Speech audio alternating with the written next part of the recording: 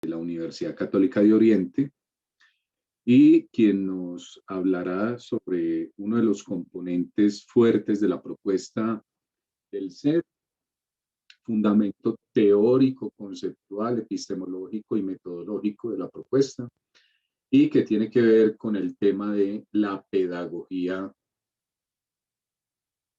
del texto. Entonces damos la bienvenida al profesor Elkin Ríos y a todos y todas muchas gracias por su participación.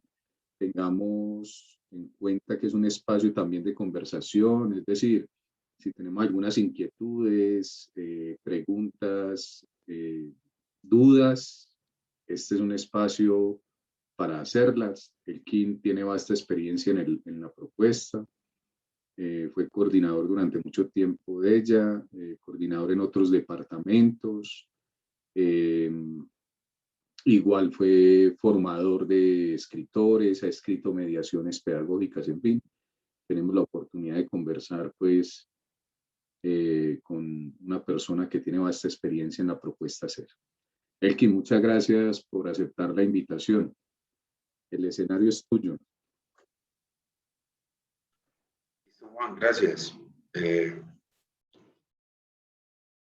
Bueno, pues muy bien. Yo agradezco a Juan la invitación a participar de este espacio en el marco pues de un ejercicio que era deuda, pienso yo, con la propuesta, y es, digamos, a esta altura retomar quizás muchas investigaciones que hemos hecho alrededor del SER en casi sus 2 décadas de implementación, procesos que hemos desarrollado vinculados a investigaciones en las licenciaturas, en la maestría, y que pues digamos hoy nos permiten de alguna manera estar planteando ejercicios de actualización de la propuesta a partir de estos avances e investigaciones que hemos hecho en orden a estos enfoques y fundamentos que la propuesta tiene. Digo, pedagogía del texto,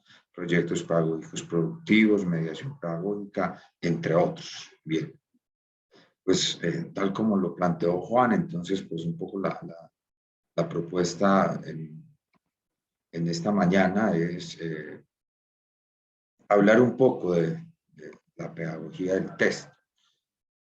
Como bien lo planteó Juan, pues este es uno de los elementos de fundamentación que en el momento que se creó la propuesta de educación rural, en ese momento con Mauricio, el doctor Luis Oscar y todo este equipo inicial, pues asumieron desde las teorías, digamos, que en su momento daban mejor razón del proceso educativo y de lo que deberíamos hacer, pues desde ese momento se asumió la pedagogía del texto como uno de los enfoques principales que podrían de alguna manera explicar y ayudar a configurar la propuesta del SER.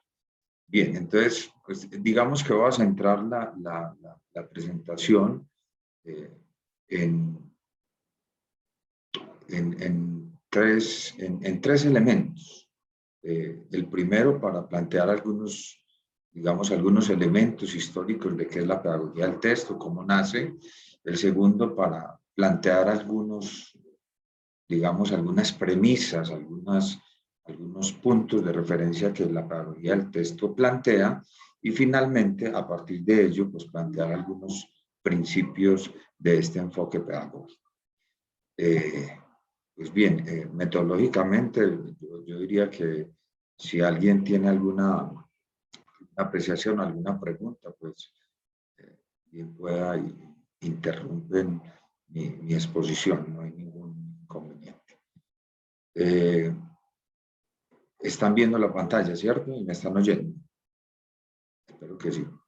Sí, bien, sí. Gracias. Bien, entonces, pues digamos que la pedagogía del texto es vista pues desde su contexto social histórico. Tendríamos que decir que es un enfoque pedagógico que es bastante reciente. Bueno, digo yo bastante reciente si lo comparamos con otras teorías que en el ámbito disciplinar de la pedagogía se han dado, pues, que llevan siglos. Realmente este enfoque pedagógico, pues digamos, nace fundamentalmente con algunos ejercicios a nivel de América Latina y paralelamente con otros en Europa, principalmente en Suiza, Ginebra, con algunas reflexiones paralelas también sobre este ejercicio. Estamos hablando que temporalmente es un enfoque que aparece en la década de los 80 y que dentro del contexto histórico de su nacimiento, pues asume una problemática que, digamos, se ha mantenido a través de la historia y es precisamente lo que ha sucedido con los dominios de la escritura y la lectura. En la lectura, en tanto las capacidades de interpretar y comprender los textos, y en esa capacidad y en esa competencia, hoy resultado de aprendizaje, estamos hablando de esos niveles y calidades de la lectura y la escritura en niños, en jóvenes, incluso hoy, pues, en el marco de nuestra institución, pues, también de profesionales, incluso para personas que ve uno de estas deficiencias, incluso a nivel no solo profesional, sino posgradual, que dan cuenta, pues, de una problemática que se mantiene a nivel educativo.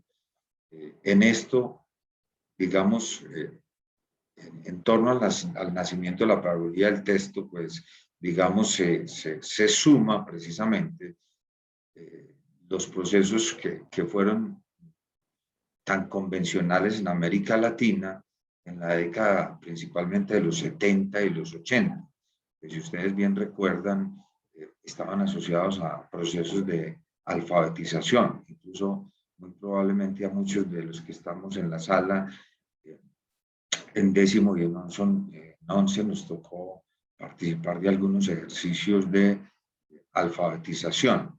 Bueno, el asunto es que una de las problemáticas que a nivel de América Latina tenemos asociada a la lectura y la escritura está expresa precisamente en lo que hemos denominado esta como definida por la UNESCO como una de las mayores expresiones de, si se quiere, no solo de vulnerabilidad educativa, sino de desigualdad, de inequidad, que lo que hace es ampliar ya brechas, en este caso con las personas, con los niños, jóvenes y adultos que tienen de por sí socialmente ya mayores desventajas.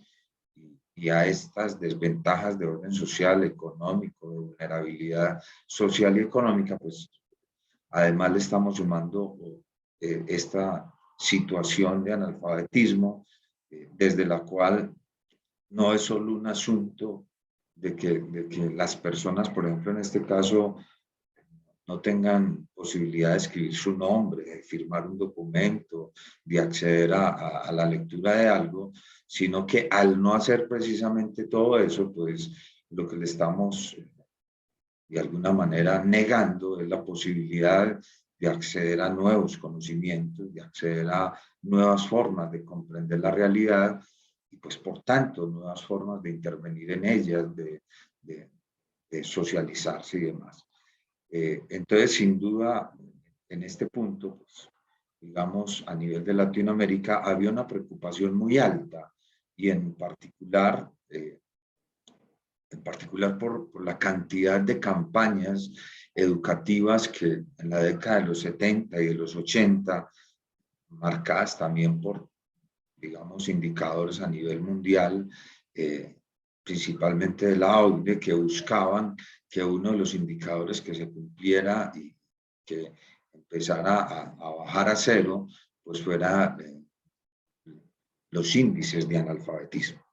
Entonces, en esto, pues lo que sucedió en la mayor parte de países latinoamericanos, y no nos escapamos nosotros, pues fue una cantidad de campañas educativas que se dedicaron en ese momento a procesos de alfabetización.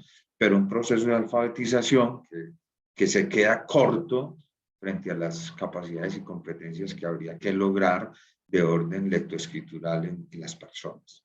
Digamos que la mayoría de estas campañas lograron procesos, digamos, fundamentalmente de acercar a muchas personas, jóvenes y adultos, a procesos gramaticales, a procesos fonéticos. Es decir, las personas al vincularse a estos procesos terminaban con ciertas, digamos, competencias, capacidades, quizás de darle sonoridad a un texto, de identificar gramaticalmente ciertas letras, ciertas estructuras gramaticales, pero realmente nunca, o nunca no, digamos, pocos lograban quizás las competencias lectoescriturales necesarias precisamente no solo para dominar textos, leerlos y acercarse a ellos, sino poderlos interpretar y a partir de allí pues, crear, entender y conocer nuevas cosas.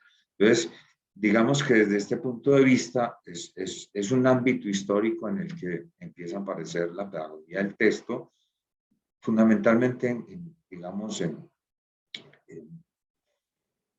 al frente de ello, Antonio Faundes, un chileno, quien en su momento pasó por el Instituto de Educación de Adultos y que con esa preocupación precisamente de lo que estaba sucediendo con toda esta cantidad de campañas y la calidad de la educación que estaba resultando de estos procesos, pues de alguna manera empezó a establecer una crítica frente a estos procesos de alfabetización que fundamentalmente se centraban en procesos de orden silábico, es decir, en su ejercicio de aprendizaje, en este caso de una lengua, pues digamos partían simulando los procesos de enseñanza de las lenguas que utilizaban, que históricamente hemos utilizado con los niños.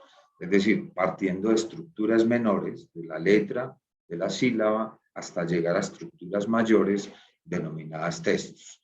Entonces, digamos, en estas campañas de alfabetización dirigidas sobre todo a jóvenes en edad extraescolar y adultos, pues digamos lo que sucedía era que empezaron a retomar esquemas en la enseñanza de las lenguas que utilizábamos con niños. Lo que no siempre funcionaba bien en el sentido de muchos elementos que vamos a plantear en lo que sigue, pero que de alguna manera entonces es esta condición histórica la que se constituye de alguna manera en causante en parte del nacimiento de este enfoque. En este punto entonces, desde este instituto, liderado en ese entonces precisamente por Faundes, empiezan a plantearse dos iniciativas a modo de crítica de lo que estaba sucediendo frente a estas situaciones educativas en estas décadas. Una era precisamente entender que era casi imposible que lográramos procesos de educación integrales que permitieran precisamente a las personas que hacían estos procesos lograr capacidades que les permitieran no solo dominar ciertos códigos lectoescriturales, sino también, además, acceder a los textos, a sus contenidos, interpretarlos y que eso les permitiera nuevas lecturas de la realidad. Claramente, por lo que estaba sucediendo en este momento, pensar que estas campañas lograran eso, era claro que los indicadores también estaban mostrando que no lo estaban logrando.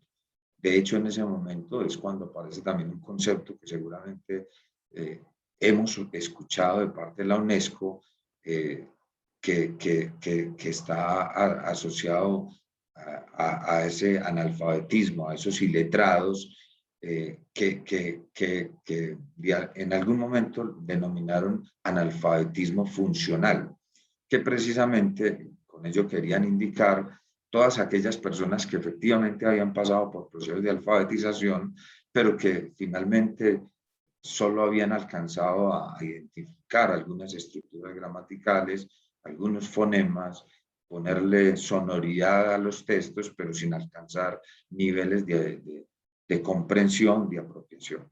Entonces, digamos que este es un marco en el que definitivamente aparece esta opción de la pedagogía del texto, que de alguna manera lo que plantea, además de esa crítica de que es imposible en tan corto plazo lograr desarrollos para estas personas que se vinculaban a estos procesos. Entonces, digamos que frente a eso propone dos cosas puntuales. Una, entender la educación como un proceso histórico, y en ese sentido es un proceso que, si retomáramos a nuestro premio Nobel, pues va desde la cuna hasta la tumba. Es decir, es un proceso histórico que debe mantenerse en el tiempo, debe consolidarse como parte de nuestra autoformación, pero por otra parte, que es quizás el nombre que le da connotación al enfoque, lo siguiente que plantea es que el elemento central para el proceso educativo pues no debería marcarse en estructuras menores de la lengua, sino fundamentalmente en el texto, entendido como una unidad básica de comunicación. Entonces, digamos que ahí empiezan a aparecer dos premisas fundamentales de este enfoque. Una, entender que la educación es un proceso histórico y no se resuelve con campañas y momentos específicos. Y dos, el tema de la importancia del texto para efectos de la enseñanza de cualquier disciplina. Ahí tenemos dos implicaciones fundamentales para el trabajo que hoy estamos haciendo al estar en este proceso de actualización de la propuesta y de todas estas mediaciones pedagógicas. Porque habría que entender desde estos dos primeros planteamientos que lo que cada uno de nosotros estamos haciendo es apenas parte de un momento en ese proceso que deberá de alguna manera cursar o estar cualquier persona que se vincule a nuestra propuesta. Y por eso, en ese sentido, si es precisamente un proceso histórico, de alguna manera hay siempre en nuestras mediaciones algo antes y siempre habrá algo después. Por eso, de alguna manera, no se constituyen en mediaciones aisladas, sino que efectivamente en los ejercicios de los núcleos temáticos y en el marco del proceso de formación en educación básica, hay que verlos precisamente en esa integralidad y en ese proceso. Y lo segundo, pues sin duda, es que si bien el componente metodológico está asociado a la mediación pedagógica, en el marco de la mediación pedagógica, un elemento para nosotros fundamental desde este enfoque, pues es el texto, que en él me centraré un poco más adelante. Bien, entonces, digamos, desde estos planteamientos es donde, podríamos decir, nace históricamente la pedagogía del texto, que si ustedes me piden una definición, yo traeré la de Foundes. Antonio Foundes dice que la pedagogía del texto podría definirse, como ven en la pantalla, como un conjunto de principios. Aquí es muy importante esto, porque, digamos, desde la pedagogía del texto hay un planteamiento fundamental, y es que la pedagogía del texto no es un método. O sea, la pedagogía del texto, no esperemos de la pedagogía del texto que nos va a dar un algoritmo de cómo escribir o un algoritmo de cómo dar una clase o un método único de cómo enseñar. Realmente lo que la pedagogía del texto plantea como enfoque, como abordaje pedagógico, es simplemente la enunciación de una cantidad, de un conjunto de principios que precisamente esos principios sí podrían permitirnos llegar a ciertas metodologías, a ciertas estrategias de orden didáctico, de orden metodológico que podremos implementar en los procesos de enseñanza-aprendizaje. En este caso, metodologías que digamos, en el caso del proyecto SER se han retomado. Caso puntual como el libro paralelo, como las unidades básicas de aprendizaje, que como veremos responden bastante bien en su fundamentación a lo que vamos a plantear de la pedagogía del texto. Ahora, el asunto es que la pedagogía del texto sí plantea entonces esos principios pedagógicos, pero con base fundamentalmente, diríamos, a lo que ellos denominaron las ideas más convincentes de algunas ciencias. Entonces, digamos, para ello, lo que hace la pedagogía es centrarse fundamentalmente en tres disciplinas, de las cuales asume algunos planteamientos que explicaré enseguida, a partir de los cuales establece sus principios. Esas ciencias son la lingüística, pues, por obvias razones, precisamente al asumir el texto como no solo como unidad comunicativa, sino unidad de aprendizaje, pero dentro de la lingüística, en la que también aparecen varias vertientes, digamos, este enfoque se centra claramente en una de esas tradiciones, que es la lingüística textual. Y si se quiere, desde allí un referente fundamental es Mijaíl Bakhtin, quien con todo su planteamiento sobre la interacción discursiva, pues hace unos planteamientos respecto a los textos que se constituyen de alguna manera en principios de la propuesta. La segunda disciplina que asume la pedagogía del texto es la psicología. Obviamente porque desde los planteamientos que se asumen es que en el proceso el sujeto pues tiene ciertas condiciones de orden social, cognitivo, emocional que son necesarias de entender para que cada vez el proceso educativo sea más efectivo, más pertinente, más contextual. Ahora, desde la psicología, pues seguramente también todos conocemos varias tradiciones, el conductismo, el cognitivismo, el constructivismo, pero digamos entre todas ellas, el enfoque al cual se ascribe la pedagogía del texto es fundamentalmente la teoría sociointeraccionista, teoría desarrollada ampliamente por Vygotsky. Bien, y finalmente el tercer disciplina, pues digamos, en la que se fundamenta este enfoque pedagógico, pues es la pedagogía. De allí retoma algunos elementos en la comprensión del acto educativo, sobre todo en la relación que tiene que darse entre docente, estudiante y conocimiento, y para entender también las comprensiones de lo que implica la didáctica y en ese marco, fundamentalmente también la transposición didáctica. En este último, sobre todo, desde autores como Broncar y Bachelard, que son algunos referentes desde los cuales se retoman algunos planteamientos para estas comprensiones en pedagogía y didáctica de este enfoque.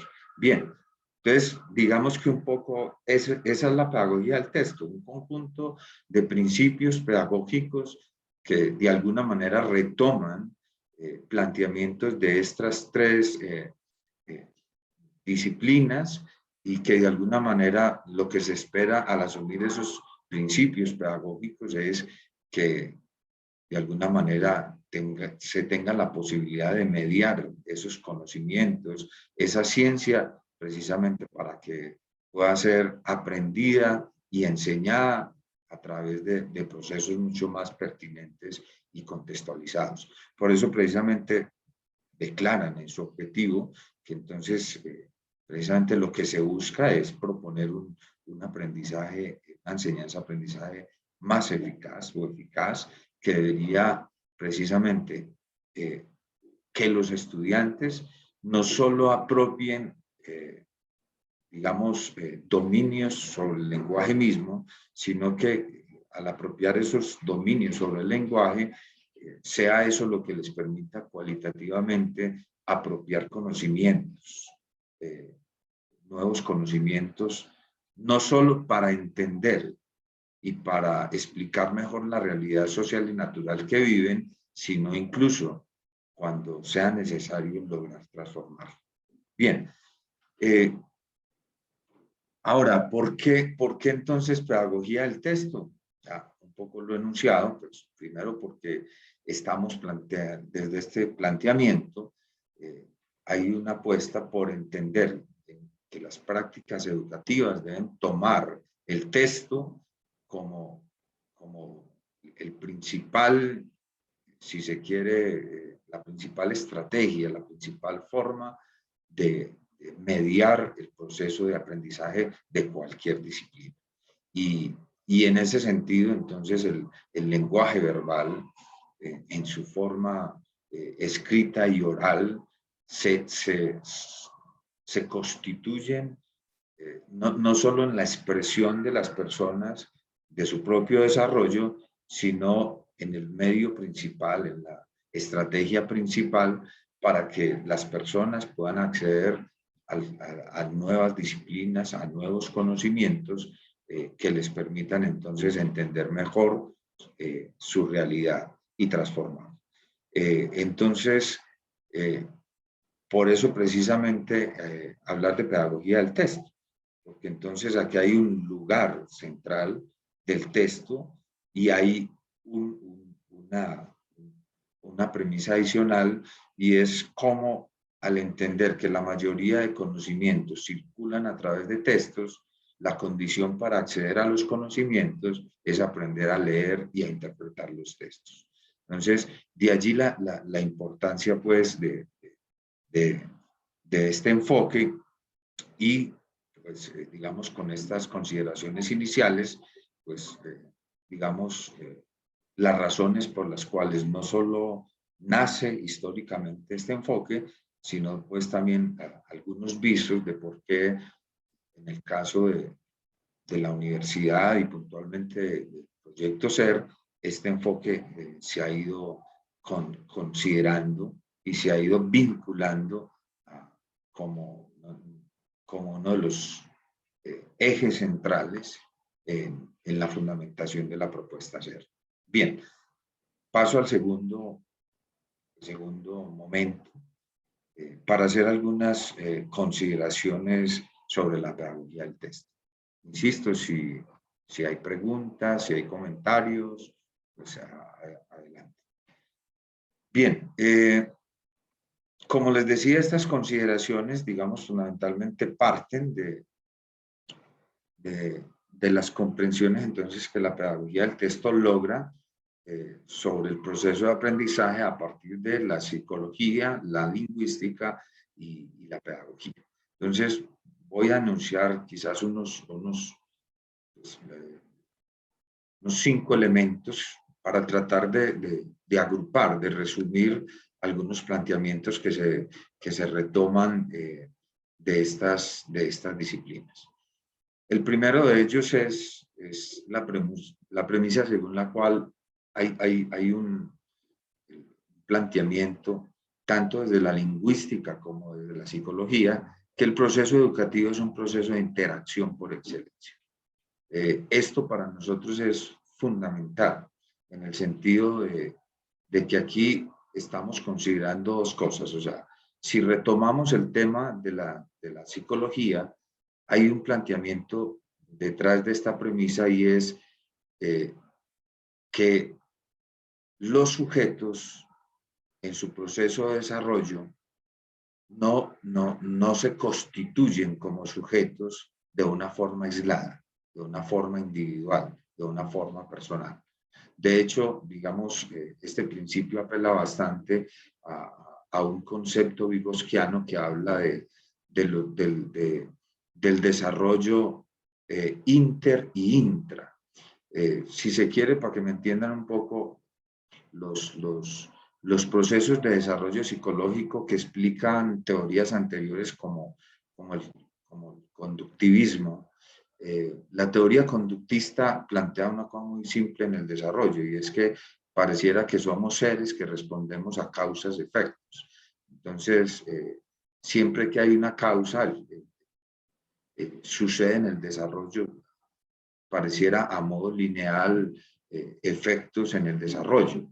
Asunto que después históricamente fue contrariado, porque precisamente cómo explicar que en procesos de desarrollo a ciertos seres humanos, niños, jóvenes, se les mantengan ciertas causalidades, ciertas conductas, pero terminan generando conductas opuestas.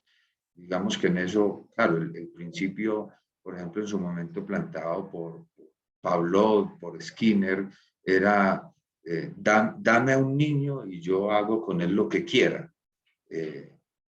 Lo hago desde un gran, no sé, un gran médico, un gran sociólogo, hasta un gran delincuente, porque un poco la tradición conductista pensaba que el tema se resolvía bastante fácil, de alguna manera estableciendo algunas causalidades para generar ciertos efectos, pero precisamente la historia misma y el desarrollo de la psicología mostró que no era así.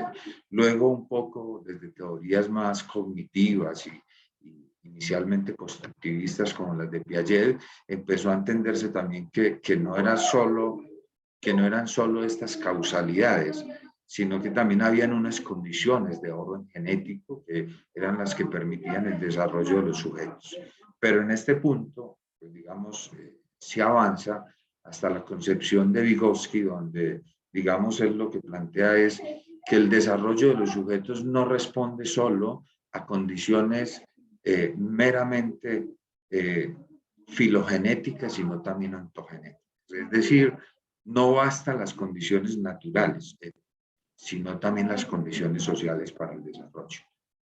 En otras palabras, no basta que el niño en el aula de clase esté sin hambre, eso también es necesario. O sea, es necesario que el niño esté bien de salud, que esté bien alimentado, que coma bien, que físicamente esté en condiciones que le permitan asumir su proceso educativo, pero también, y quizás en muchas cosas hasta más importante, es necesario garantizar ciertas condiciones sociales para el aprendizaje, porque precisamente desde esta teoría inter-intra lo que plantea Vygotsky, por ejemplo, es que cuando uno aprende algo, no lo aprende estructuralmente al modo genético, como si se tuviera ya, digamos, algunas prefiguraciones en el sistema, y que lo único que hicieran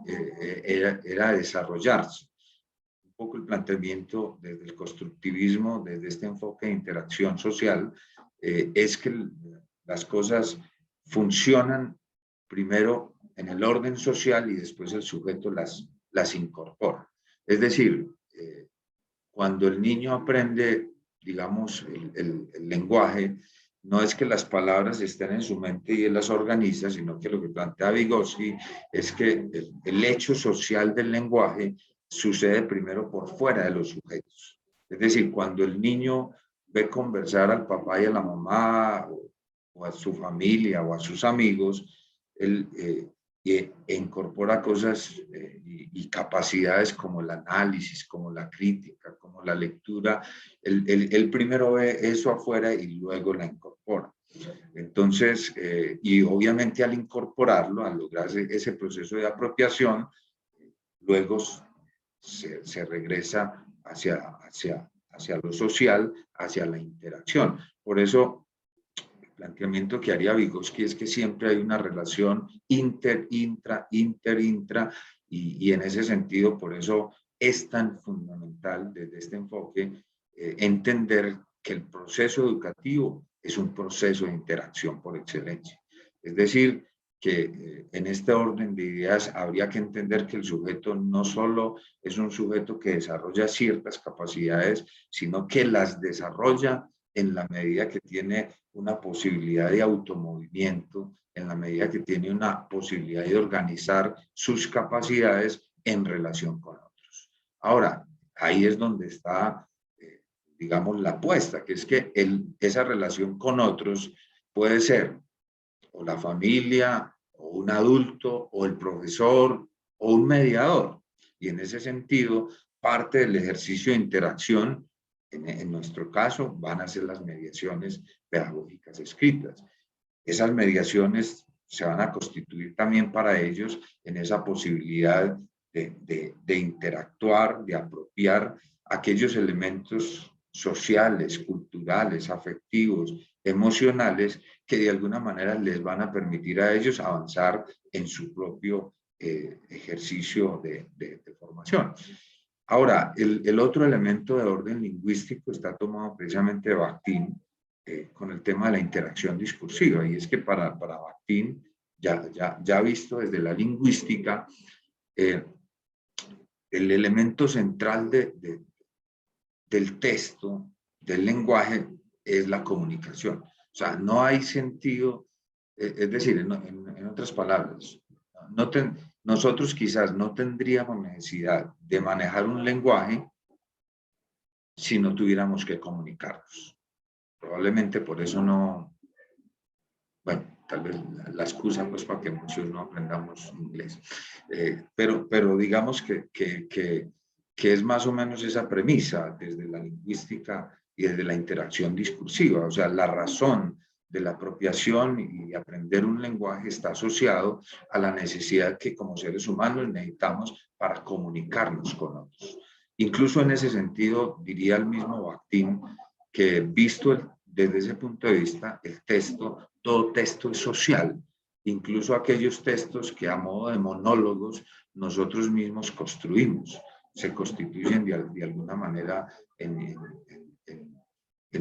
o sea, aún esos monólogos tienen una forma de interacción social, porque pareciera que nosotros mismos como si nos desdobláramos y fuéramos nosotros mismos quienes preguntamos, pero nosotros mismos nos contestamos. O sea, nosotros mismos terminamos en los monólogos construyendo una interacción en las comunicaciones. Y basta pues que ustedes hagan memoria de algunos de esos ejercicios que a veces nosotros mismos hacemos, donde uno mismo se pregunta, pero se da uno mismo el tiempo y termina contestando. Entonces, miren, sin duda, entonces este punto es un elemento fundamental para la pedagogía y para la propuesta y para lo que estamos haciendo. Porque entonces, o sea, hay que pensar que las mediaciones que estamos escribiendo, que estamos revisando, tienen que favorecer el proceso de interacción. ¿Por qué? Porque precisamente si la educación es un proceso de interacción, el mediador debería favorecer la interacción. O sea, incluso si se quiere, en esto está un poco fundamentado la concepción de la UAP, la necesidad claro que ahorita les voy a explicar otro concepto que da mucho más sentido también al trabajo de la UAP, pero que sin duda pues también explica por qué el tema educativo es un proceso de interacción social por excelencia. Entonces, en este punto, miren, es muy importante entender en las mediaciones que estamos escribiendo, a la hora de plantear una actividad, a la hora de plantear un tema, que siempre tengan en cuenta la forma como empiezan a interactuar. De hecho, miren, me imagino que el webinar pasado que hablaron un poco de mediación, hablaron del tema y es que a la hora de la escritura siempre hemos privilegiado la primera persona en plural, precisamente con el ánimo de favorecer como que quien se acerca al mediador se sienta precisamente en interacción con el autor del mediador, precisamente como aunque no está físico el escritor del mediador, pues a través de la escritura del mediador, sea el mediador quien interactúe con el estudiante. Por eso también es fundamental a la hora de desarrollar algunas estrategias, siempre pensar en estrategias que favorezcan la interacción social. Siempre, no sé, plantear actividades a desarrollar en las UAP, trabajos con la comunidad, diálogos con la familia, entrevistas con expertos de la región, con el médico, con el cura, etcétera, etcétera. Siempre pensando fortalecer ese ejercicio de interacción. Bien. Segundo elemento, el aprendizaje aparece aquí como uno de los mecanismos fundamentales para el desarrollo. Y aquí es, digamos que hay una tesis fundamental, o sea, quien aprende no es el maestro ni es el mediador, quien aprende es el estudiante. Por tanto, el proceso de aprendizaje está asociado a una posibilidad de desarrollo que tiene ese niño, ese joven, ese adulto. Por eso, de alguna manera, aquí, pues, digamos, lo que hace el proceso educativo, y en este caso el mediador, es empezar a ofrecerle a estos jóvenes, adultos, digamos, herramientas, metodologías, guías, que de alguna manera les permitan a ellos ir paso a paso en su proceso. Pero en esto es también fundamental, no solo ese paso a paso, sino cómo ayudarles a ellos, no solo a que comprendan un concepto, a que entiendan un concepto, sino que logren apropiarlo y que incluso logren llevarlo a qué implica, a cuáles son las implicaciones de esas nuevas comprensiones para su misma vida en el proceso educativo, ¿cierto? Por eso, precisamente aquí viene otro asunto que también basado en la psicología, sobre todo de orden sociointeraccionista, se plantea, y es como el proceso de desarrollo no es un proceso estático, sino que es un proceso donde se implica necesariamente el carácter constructor de quien está aprendiendo. Y en ese sentido, por eso las mediaciones, hay que evitar darle las respuestas al estudiante. Lo que hay que procurar desde las mediaciones precisamente es facilitar que ellos puedan, de alguna manera, consolidar procesos, estrategias, herramientas, signos que de alguna manera les permitan a ellos avanzar con su posibilidad de construir su propio conocimiento, de aplicarlo, de entenderlo. Y en ese sentido, es claro, o sea, en ese proceso dinámico lo que está sucediendo es precisamente que empiezan a darse nuevas estructuras, nuevas funciones. En la teoría de Vygotsky, precisamente uno de los textos de Vygotsky está asociado a la estructura y funcionamiento de las funciones psíquicas superiores. Es interesante porque es más o menos pensar lo siguiente, o sea, si existen unas superiores es porque hay unas inferiores. Precisamente para Vygotsky, las funciones psicológicas superiores son aquellas funciones incluso que nos diferenciarían de otros seres vivos.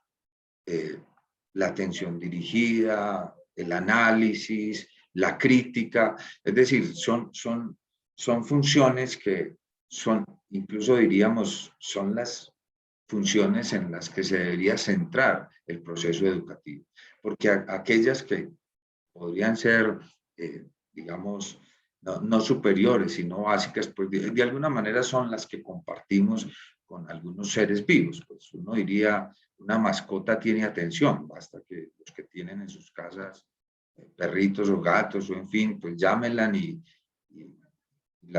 el gato atiende, el perro atiende, pero seguramente no atiende dirigidamente y no atiende analíticamente. O sea, cuando Guillermo allá llama la gata, si la tiene todavía, pues ella no no va a voltear y lo mira y le dice a este gordito, ¿qué querrá?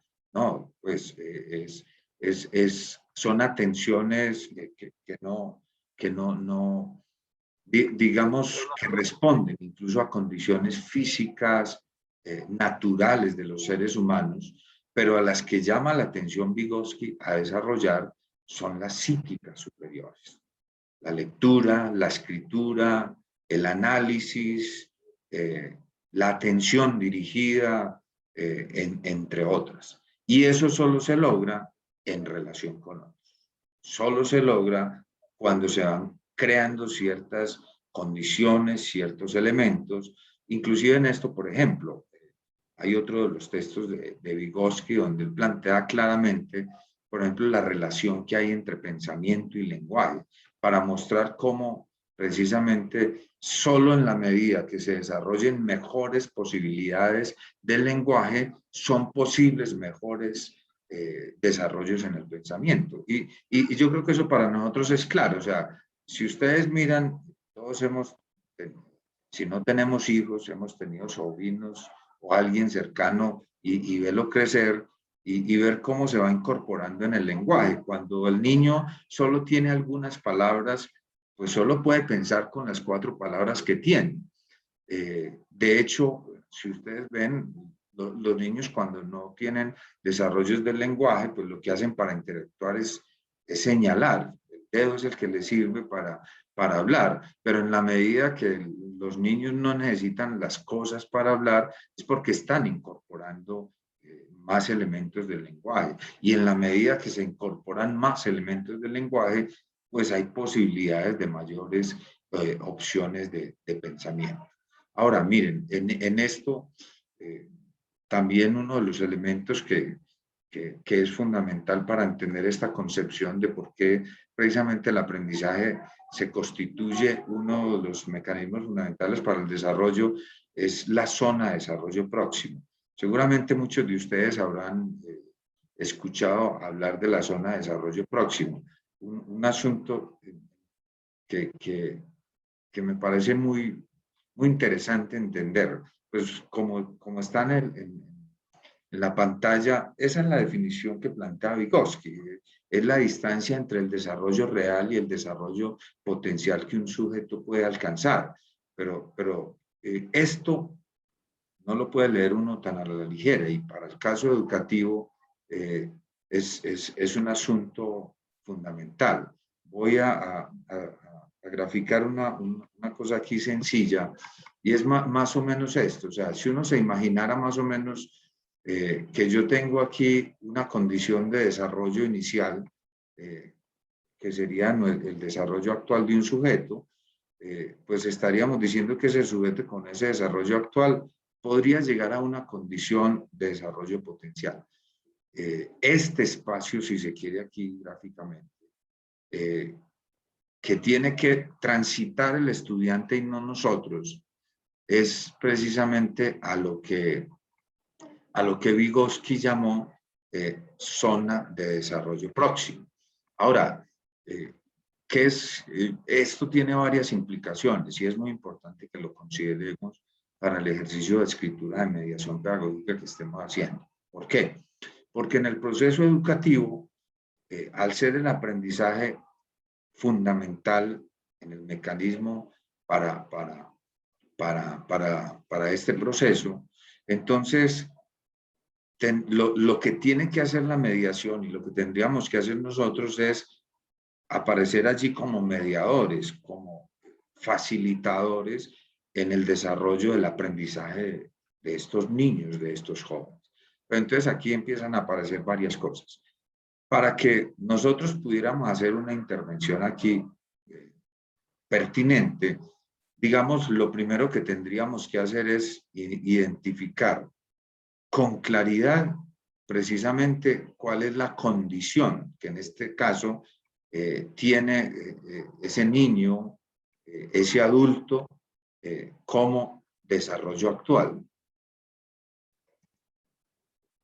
Es decir, uno podría decir, ¿y cómo lo hacemos? Pues sencillo. O sea, por eso la mediación siempre tendrá que considerar, y probablemente en lo que vieron la semana pasada estrategias de la mediación en lo que se llamaban estrategias de entrada, algunas actividades que casi que por cada tema le permitan al estudiante y al maestro saber en qué condición actual está el estudiante.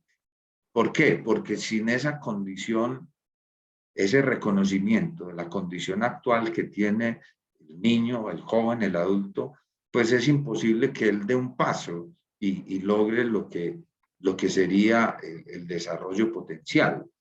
Es decir, aquel al que puede llegar. O sea, llegar de un lugar a otro no es simplemente un asunto de llenar al niño o al joven o al adulto de conceptos, no, es un proceso cualitativo, es él el que tiene que hacer ese tránsito y nosotros pues finalmente solo somos acompañantes y mediadores en ese tránsito. Pero entonces, digamos, cuando uno está en un aula de clase y tiene un tema y va a plantear alguna actividad de entrada, a uno se le puede modificar el planteamiento que uno traía de la clase. ¿Por qué?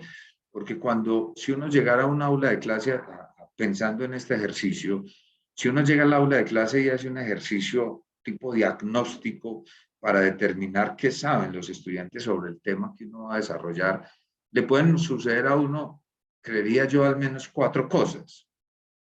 Pongamos la primera, la más optimista de todas, y la menos probable, creería yo también, y es que uno llegue y haga la prueba diagnóstica y se entere que el estudiante ya sabe de eso y lo sabe bien.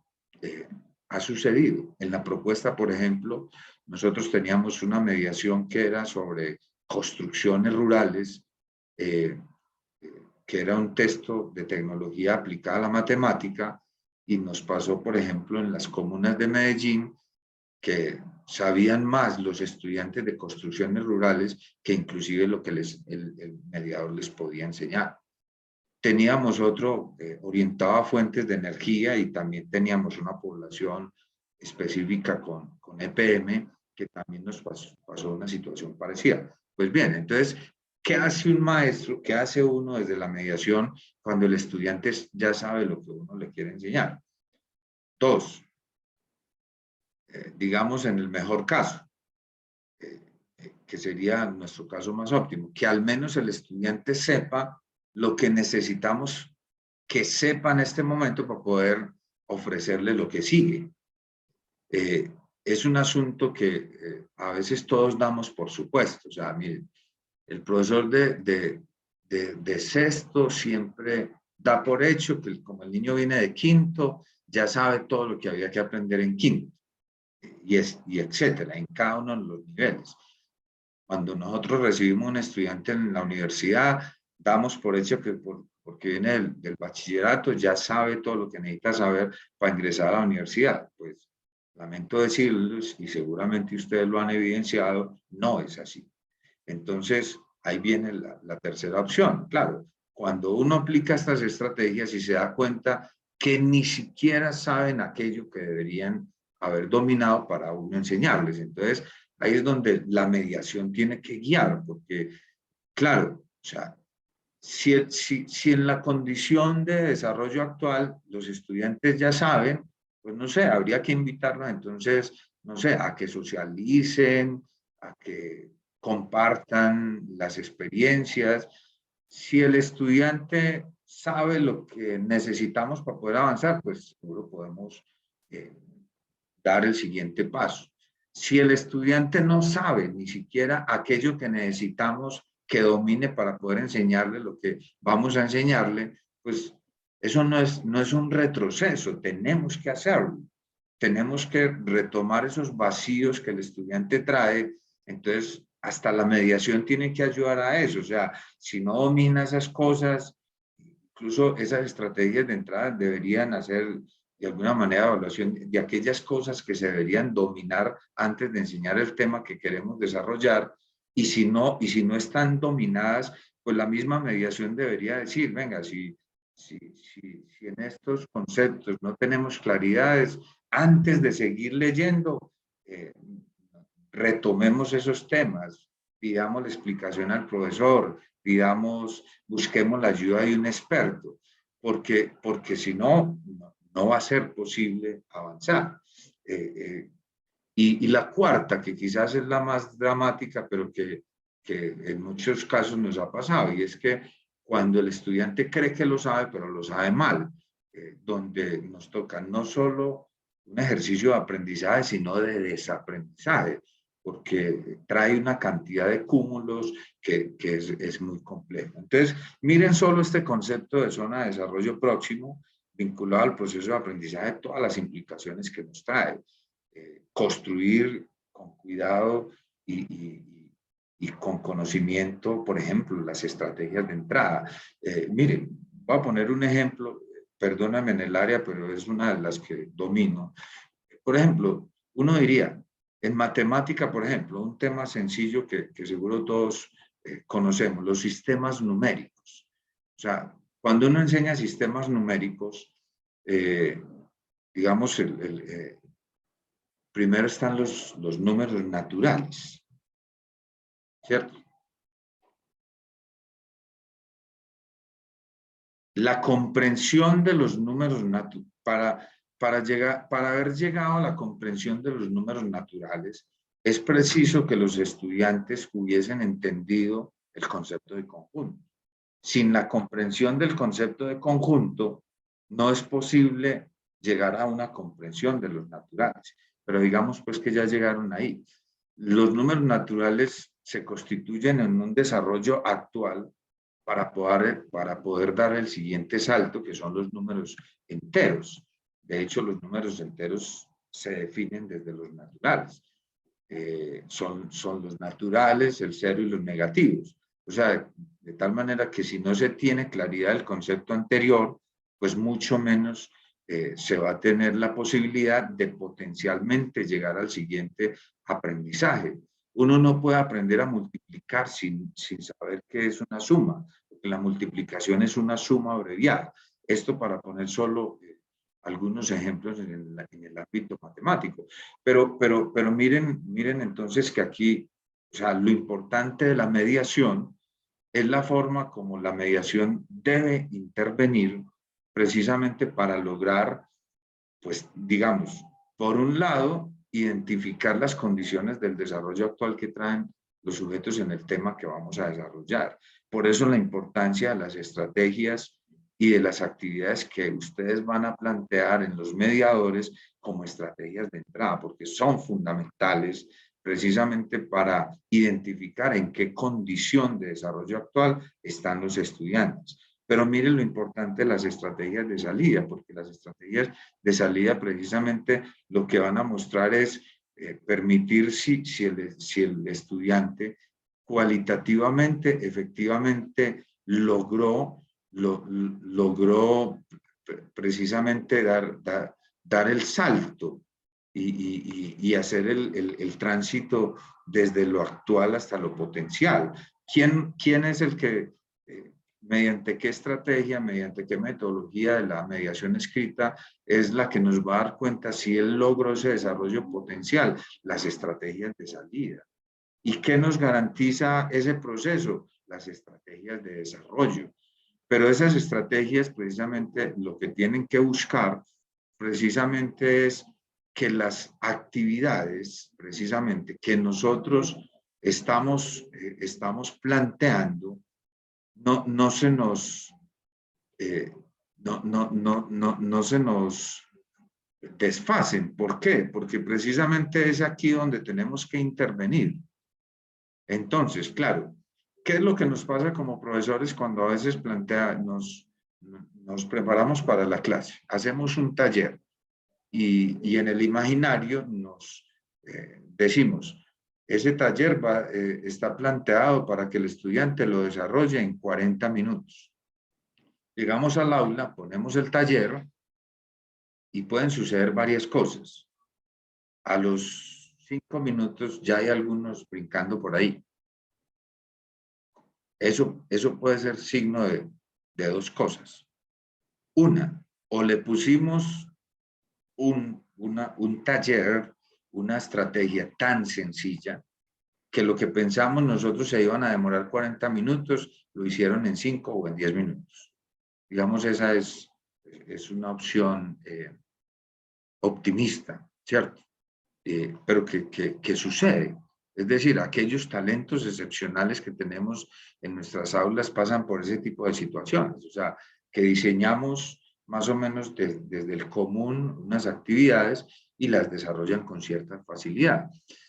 Pero también a veces esas actividades se van al otro extremo, y es que son tan difíciles, y esas las he sufrido yo como papá también, y seguro muchos de ustedes, que hay tareas que le ponen a nuestros niños en el proceso que no las hacen ni ellos, ni el papá, ni la mamá, ni el vecino, ni el sobrino.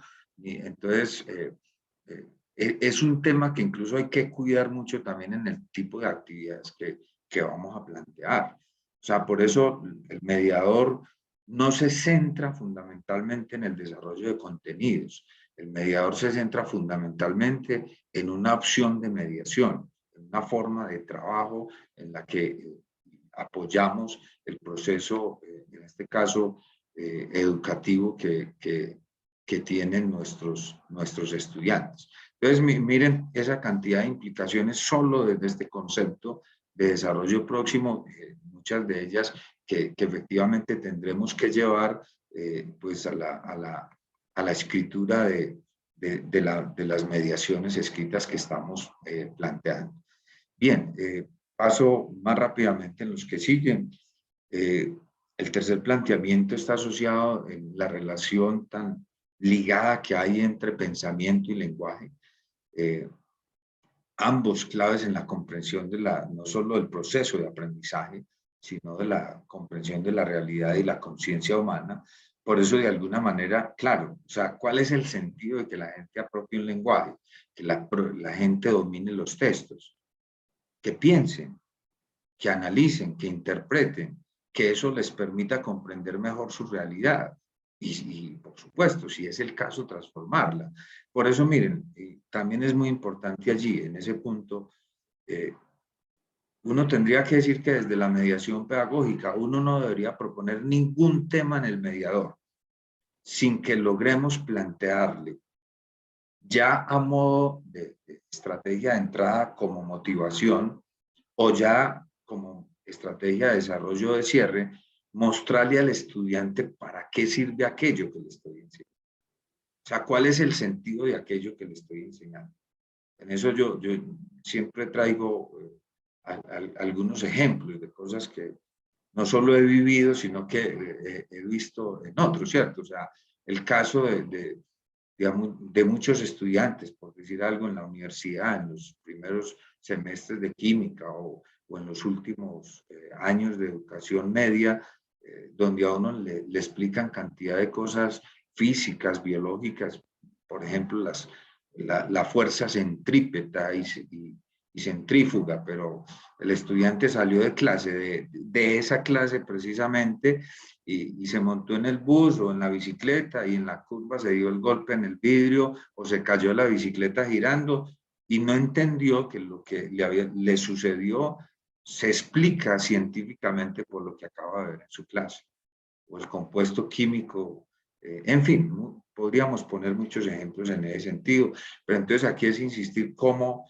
precisamente lo que tenemos que lograr desde la mediación es no solo lograr esas motivaciones para que nuestros estudiantes o quien transite en el mediador entienda la lógica de lo que se le va a enseñar y para qué sirve, sino que también a través de esas estrategias ellos logren empezar a aplicar.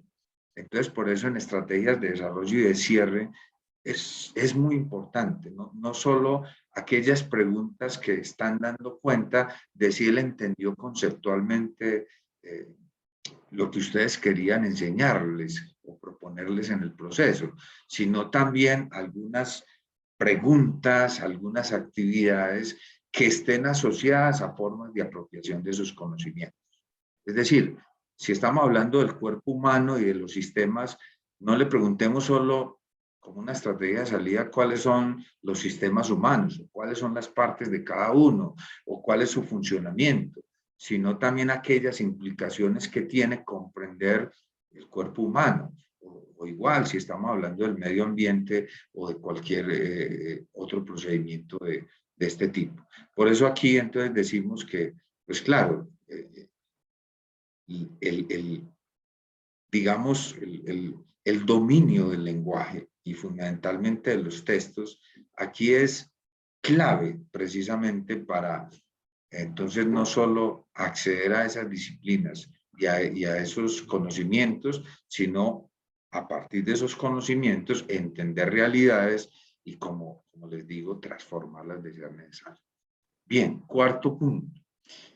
Este también es, bueno, todos son quizás importantes, pero en el marco de la pedagogía del texto, este es uno de los elementos centrales y que para lo que estamos haciendo trae unas implicaciones fundamentales. El texto, oral o escrito, se constituye no solo en la unidad básica de la lengua y en la forma primordial del lenguaje, sino en la, diríamos casi, con toda certeza, en la unidad básica de aprendizaje, de enseñanza y aprendizaje. Digamos, detrás de esta premisa hay varios elementos. Por ejemplo, uno desde la lingüística, y es todos los conocimientos creados históricamente por la humanidad están en textos. Entonces, es tan sencillo como queremos acceder a ellos, aprendamos a leer, aprendamos a comprender esos textos.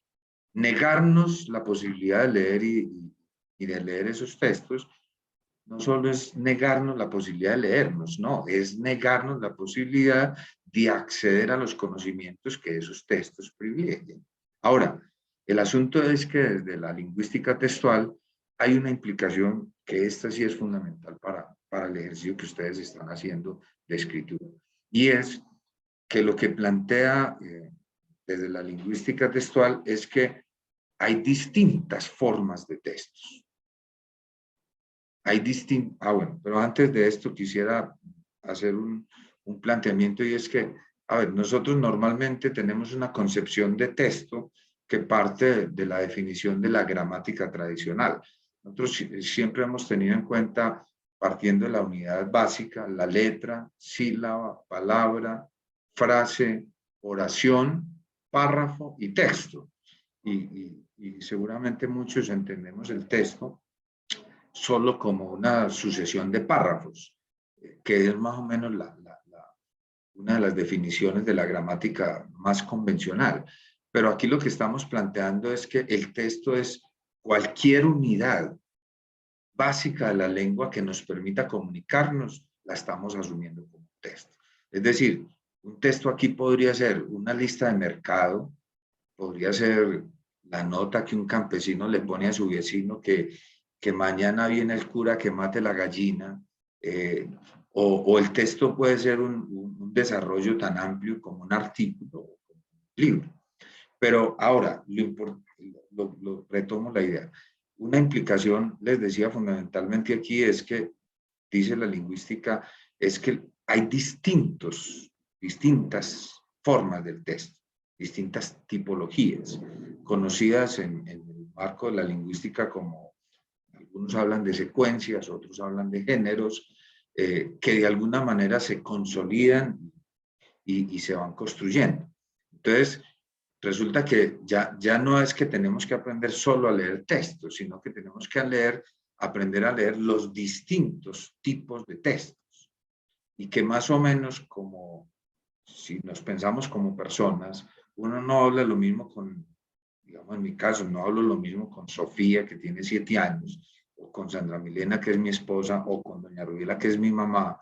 Imagínense, yo con este discurso hablando con doña Rubiela a los 70 años, de pronto me dejas sin almuerzo. No, pues es simplemente que desde el punto social y comunicativo que vamos a ejercer, pues tenemos distintas formas de comunicarnos y de construir los textos.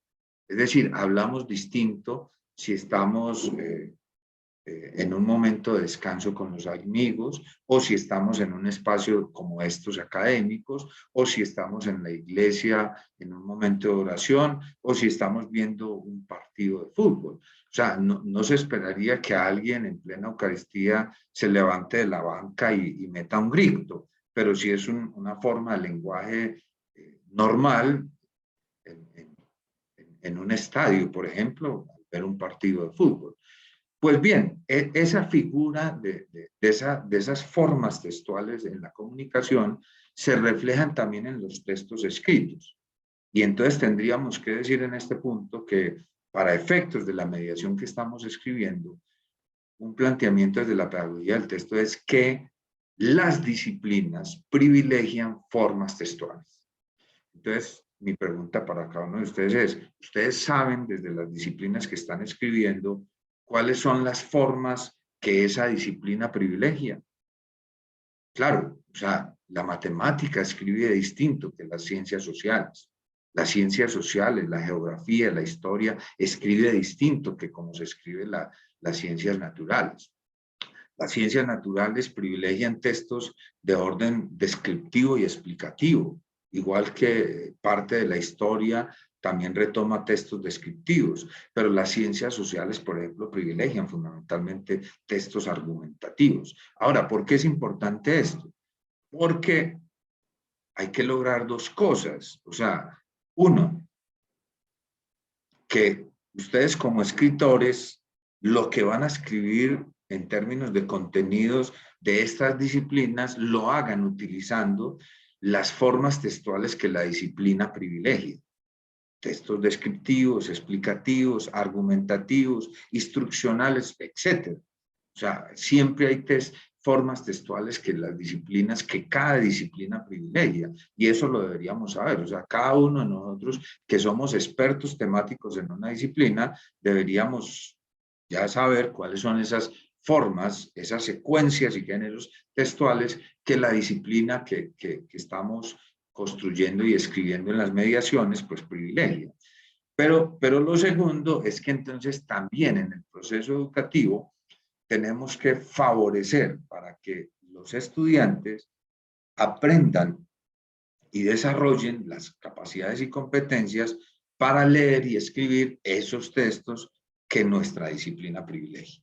En esto, claro, digamos, se rompen un poco los límites porque otrora pareciera que todo lo del lenguaje solo era culpa del profesor de español. Y aquí lo que estamos diciendo es, si yo llego a enseñar filosofía en décimo y el estudiante no sabe de textos argumentativos, ¿de quién es la culpa? Yo no sé de quién sea, pero el hecho es que si yo los tengo ahí, soy yo como profesor el que tendría que preocuparme, así sea el profesor de filosofía, en que mis estudiantes sepan leer y sepan escribir textos argumentativos, porque si no, no van a entender la República, no van a entender ninguna de las obras que nosotros les pongamos en el ejercicio de enseñanza y aprendizaje.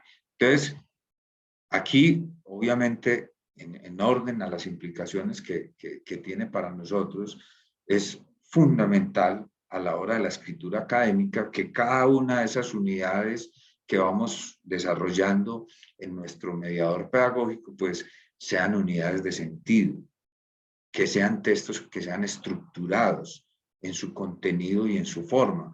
Ese es uno de los planteamientos de la pedagogía del texto, que es que para la enseñanza de una disciplina no importa solo el contenido, importa la forma. Y entonces por eso la forma hay que cuidarla desde la tipología de textos, desde las palabras utilizadas y desde el mensaje que queremos comunicar. Entonces, de allí la importancia de esto. Ahora, en ese sentido, pues entonces la enseñanza de las disciplinas de conocimiento, ya para ir cerrando, el proceso de enseñanza, entonces, claro, debe ser un espacio para que niños, jóvenes, adultos, no solo se apropien de aquello que supuestamente ignoran o no saben todavía, sino además para que se apropien de las herramientas. Por eso, un poco incluso si retomáramos, ay, se me va el nombre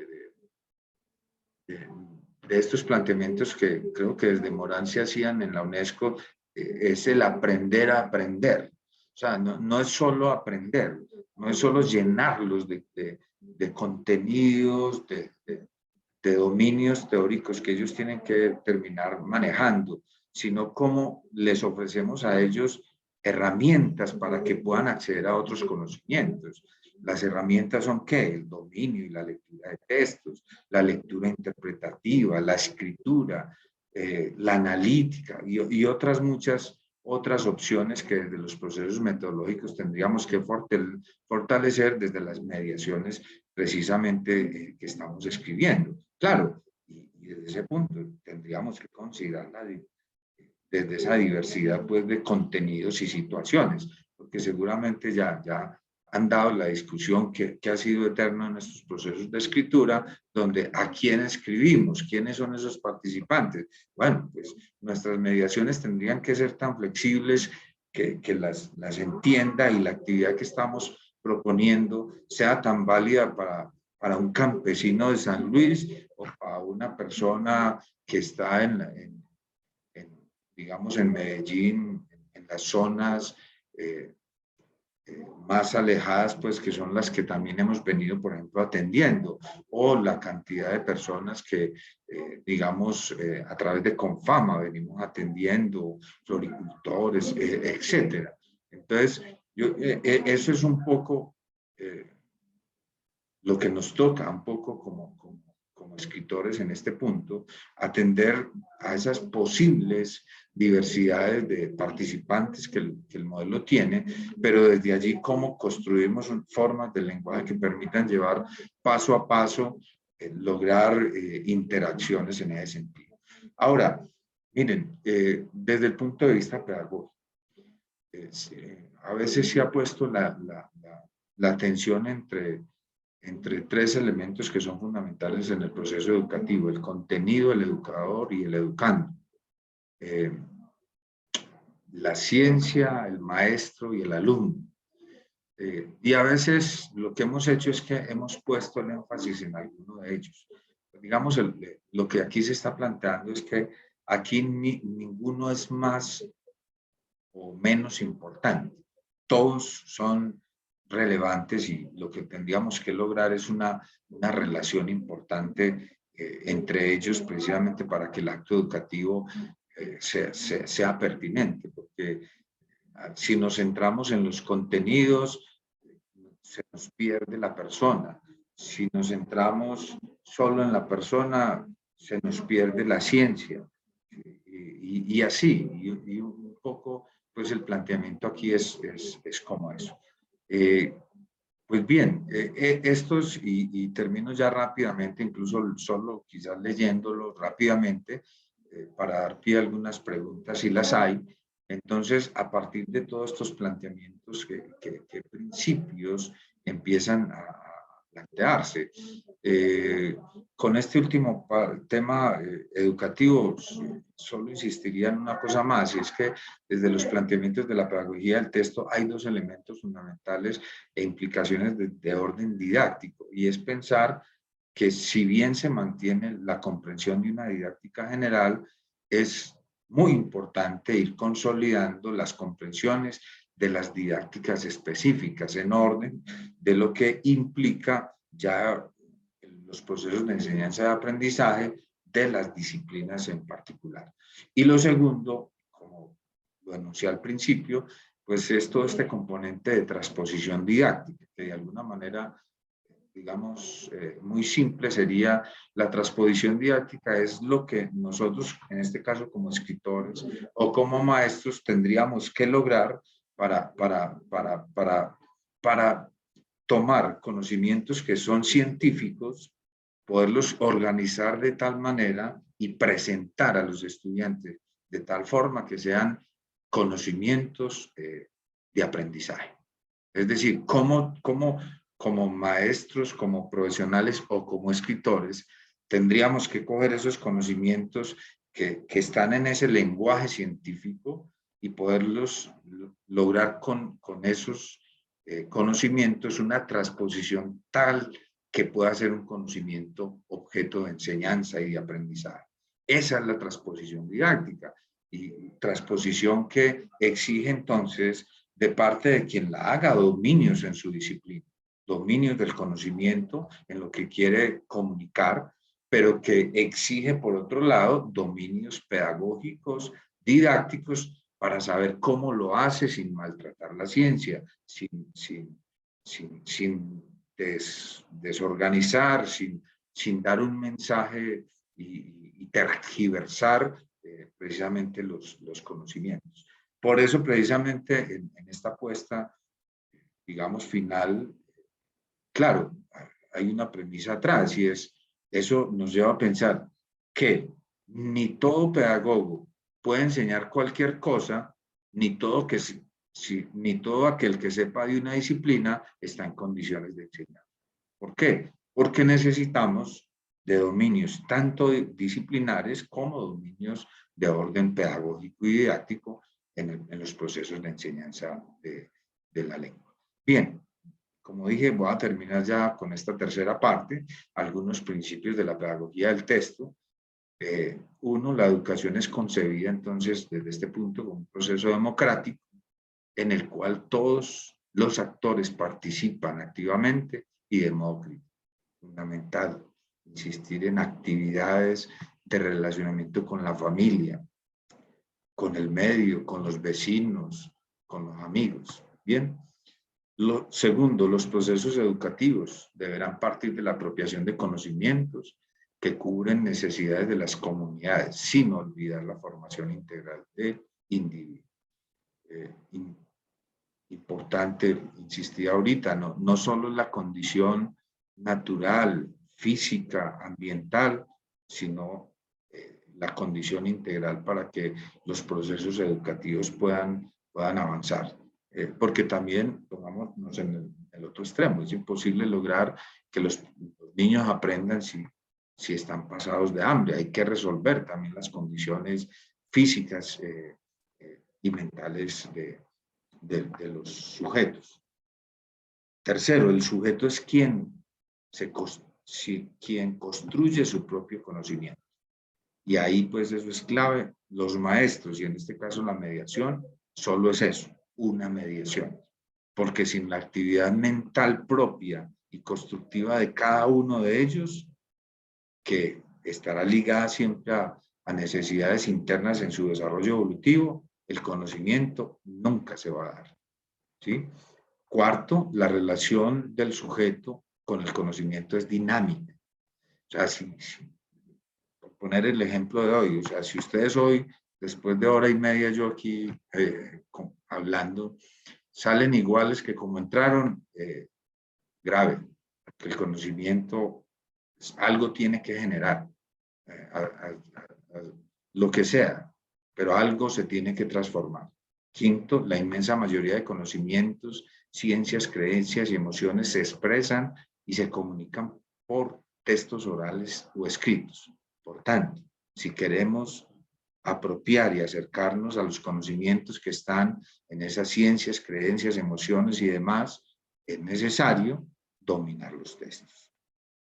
Sexto, la enseñanza de aprendizaje teórica y práctica de las disciplinas debe estar ligada al aprendizaje de los textos que ellas privilegian y las formas lingüísticas que ellas privilegian. Dos cosas fundamentales ahí: teoría, práctica, nunca se desliga aquí. Siempre hemos insistido en las comprensiones, pero también en las formas de apropiación y prácticas que cada uno de esos temas que vamos a enseñar se puedan plantear en las mismas mediaciones, y la importancia de que no solo son los textos, no solo son los contenidos, sino las formas lingüísticas que usan estas disciplinas para comunicarse. Séptimo, el proceso educativo debería partir de la realidad psicológica, económica, política y cultural de las comunidades, con el fin de conocer obstáculos existentes y potencialidades. Insisto, clave ahí las actividades de inicio, las estrategias de entrada, para ver en qué condiciones están ellos, en qué condiciones no solo de orden cognitivo, sino emocional, social, cultural, que permitan ser leídas desde lo que se va a trabajar en el mediador. Para hacerlo hay que descubrir las potencialidades de los aprendices para varias cosas, o para confrontarlas con otros conocimientos, para invalidarlas o para confirmarlas. Recuerden lo que les explicaba con la zona de desarrollo próximo. Ese es un sentido importante de entender las condiciones y potencialidades que tienen los estudiantes, porque eso nos va a permitir entonces cualquiera de esas opciones, o confrontarlas, o confirmarlas, o transformarlas de ser necesario. 8, el proceso educativo debería permitir una apropiación y dominio de los conocimientos, tanto de orden teórico como práctico. Y finalmente, el proceso debe ser multidisciplinario e interdisciplinario, con el fin de comprender la diversidad de sistemas conceptuales y la unidad de la realidad. Este último punto también es clave y saben, esa es una de las razones por las cuales nosotros en la propuesta no hablamos de áreas, ni hablamos, sino hablamos de núcleos temáticos. Y la idea de los núcleos temáticos precisamente es la posibilidad también de abordar de forma interdisciplinaria y multidisciplinaria la comprensión de la realidad. Que efectivamente aquí uno diría, bueno, ¿y a quién le corresponde enseñar el cuerpo humano? Pues a todos, pero digamos lo que se hace desde los núcleos temáticos en la configuración de la propuesta, precisamente es crear ciertos núcleos temáticos que articulan todas las disciplinas y en este caso, pues todos los indicadores que en este caso el Ministerio nos ha planteado para efectos de las competencias y los resultados de aprendizaje. Pues bien, grosso modo, eso es más o menos lo que quería hoy compartirles. Seguramente para muchos cosas repetidas, porque algunos pues ya en algunos espacios nos han acompañado, para otros tal vez queda corto, porque seguramente también es la primera vez que se acercan a este enfoque pedagógico. Bien, yo dejaría hasta ahí, no sé si hay alguna inquietud, Juan. Que muchas gracias, hermano, por todas estas indicaciones. Pues yo creo que nos abre el espacio para inquietarnos más en relación al tema de la pedagogía del texto y su papel en este proceso de actualización, que vale resaltar. El proyecto en parte ha sido creado por Elkin, se me olvidó pues plantearlo ahora. Elkin es un conocedor profundo de este proyecto y desde él es que se logra pues el desarrollo de este proceso de actualización tanto de la propuesta como de la mediación pedagógica escrita. Ambas pues en paralelo, pues ideal hubiese sido Elkin que hubiéramos trabajado un primer momento de actualización y conocimiento de la propuesta y luego lanzarnos a la construcción de mediadores pedagógicos. Ahora lo estamos haciendo alternadamente. Es decir, nos estamos formando en el tema de la propuesta o volviendo como a retomar el tema de la propuesta con todos sus componentes conceptuales, teóricos y metodológicos. Y a la par, pues venimos formándonos como escritores, porque no es un tema fácil para nosotros pasar, por ejemplo, de una escritura académica que por lo general, pues la mayoría traemos, o tal vez de ninguna escritura, a abordar el tema de la escritura ya en una perspectiva de mediación pedagógica, que como bien lo decías, es un tema muy de un lenguaje más coloquial, más accesible, más personal. Y eso es bueno recalcarlo ahí, es importante tener en cuenta lo que estás diciendo ahora, ese tema de lo personal incluido ahí en el mediador. Entonces, abrimos, si quieres, aquí unas preguntas, si hay inquietudes pues por parte de los compañeros y compañeras participantes, si hay inquietudes en torno a lo que acabas de exponer. U otras preguntas, Elkin también puede responder sobre otras preguntas en relación con la propuesta. Entonces abrimos las preguntas o las inquietudes.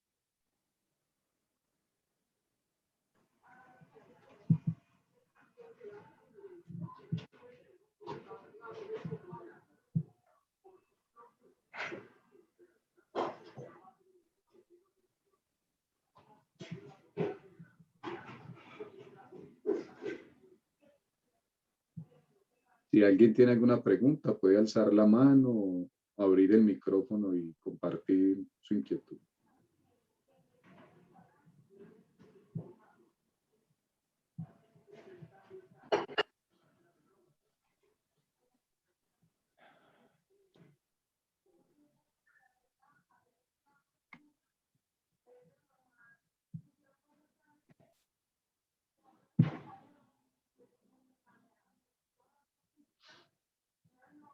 Bueno, Elkin, hermano, como que todo quedó muy, muy claro. Y no. No quedaron muchas preguntas. En todo caso, pues, si alguna cosa, ahí les queda, Elkin, grabaste, ¿cierto? Sí, yo lo grabo y lo monto en... sí, Juan, dale, no hay problema. Igual, pues, aquí estamos también respecto, pues, a alguna cosa que alguien esté interesado en profundizar o algo, pues, también estamos atentos aquí. Se puede ayudar en eso, Juan. Bueno, si no hay entonces preguntas, inquietudes, Elkin, muchas gracias de nuevo por este acompañamiento. Yo sé que estás pendiente pues ahí de todo el proceso y estamos atentos entonces a un nuevo momento de formación. Les agradezco a todos y toda su participación. Les haremos llegar entonces el enlace o la grabación a sus correos. Les pedimos el favor entonces a los coordinadores que cuando se les envíe el enlace lo compartan con todo el equipo de escritores. A todos y todas muchas gracias y que tengan una feliz tarde. Un abrazo.